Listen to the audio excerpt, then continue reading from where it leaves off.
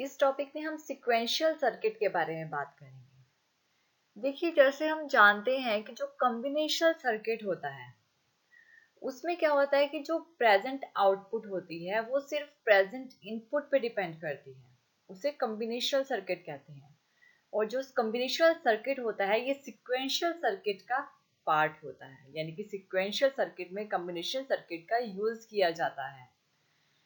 जब हमारी present output depend करती है प्रेजेंट इनपुट पे और पास्ट आउटपुट पे, जो पहले उसमें स्टोर थी उस पे, उसे कहते हैं सिक्वेंशियल सर्किट। यानी जो प्रेजेंट इनपुट होगी वो जो हमारी प्रेजेंट आउटपुट आएगी वो प्रेजेंट इनपुट पे डिपेंड करेगी, लेकिन जो हमारी आउटपुट आएगी वो हमारी पास्ट जो हमारी आउटपुट होगी उस पे भी डिपेंड करेगी।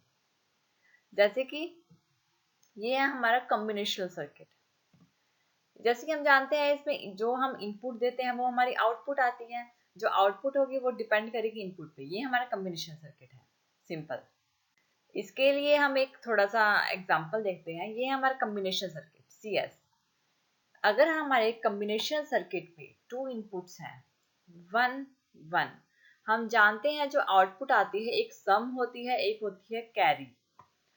तो 1 और 1 को ऐड करते हैं तो क्या आता है 10, यानी सम आएगा वो आएगा 0 और जो कैरी आएगा वो आएगा 1।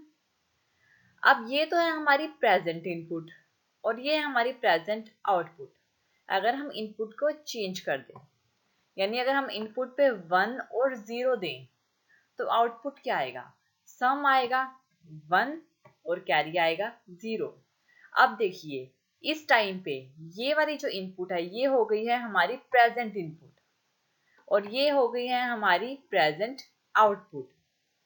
और इससे पहले ये वाली थी, ये थी हमारी पास्ट इनपुट और ये थी हमारी पास्ट आउटपुट। यानी कॉम्बिनेशन सर्किट तो ये कहता है कि जो हमारी आउटपुट होगी वो सिर्फ और सिर्फ प्रेजेंट इनपुट पे डिपेंड करेगी। अगर इनपुट चेंज कर दो तो आउटपुट भी चेंज हो जाएगी, वो स्टोर नहीं होगी। ये जो हमारा कॉम्बिनेशन सर्किट कहता है। हम बात करें सिक्वेंशियल सर्किट की। सिक्वेंशियल सर्किट जो कि जिसमें कॉम्बिनेशन सर्किट कनेक्टेड होता है, ये है हमारा कॉम्बिनेशन सर्किट। जैसे कि हम जानते हैं जो हमारा कॉम्बिनेशन सर्किट होता है उसको हम कनेक्ट कर देते हैं अपने मेमोरी के साथ।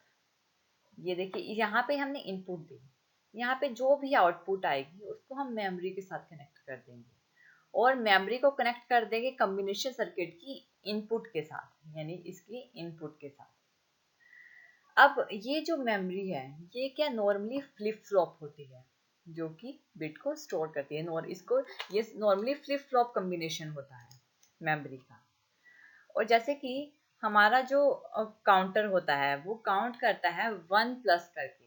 देखिए यहाँ पे हमारी जो भी आउटपुट आएगी, जैसे हमने इनपुट दी, यहाँ से हमारे पास जो भी आउटपुट आएगी वो स्टोर हो जाएगी मेमोरी में और उसको, और यहाँ पे वो मेमोरी जो यहाँ पे स्टोर होगी वो जाएगी फीडबैक। जो भी यहाँ पे वापस से इनपुट पे जाएगी कॉम्बिनेशन सर्किट पे उसे बोलेंगे फीडबैक, इसे फीडबैक बोलते हैं।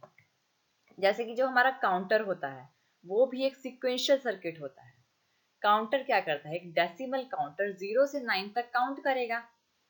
हम सपोज कर लेते हैं हमारा काउंटर अभी 0 पे सेट है, तो क्या होगा उसमें प्लस 1 ऐड होगा तो क्या हो जाएगा 1, ये 1 आ गया इधर।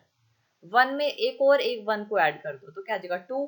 2 क्या होगा, ये मेमोरी में स्टोर हो जाएगा। जब इसमें एडिशन होगी तो प्लस 1 होगा, फिर आ जाएगा 3।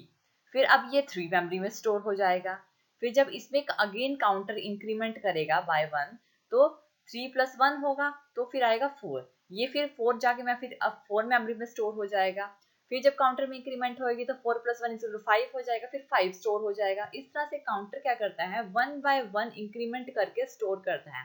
सेम इस तरह ही जो काउंटर होता है वो एक सिक्वेंशियल सर्किट होता है। हमें ज़रूरत होती है अपनी जो प्रीवियस जो आउटपुट है उसे स्टोर करने की, ताकि वो डिस्ट्रॉय ना हो।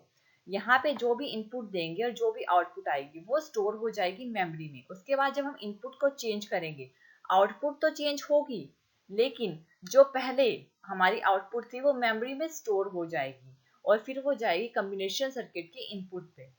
इस तरह से अगर हम इस मेमोरी को निकाल दें तो हमारे पास क्या बचेगा, सिर्फ और सिर्फ कम्बिनेशन सर्किट, क्योंकि सिक्वेंशियल सर्किट है वो कम्बिनेशन सर्किट और मेमोरी का कम्बिनेशन है।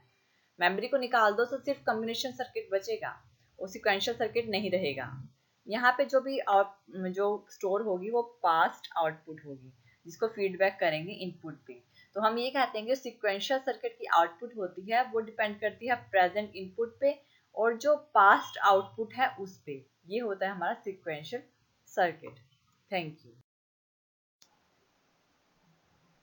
Thank you for watching this video. और ज़्यादा अपडेटिंग वीडियोस के लिए आप हमारे चैनल लर्न एंड ग्रो पर सब्सक्राइब कर सकते हैं। Thank you.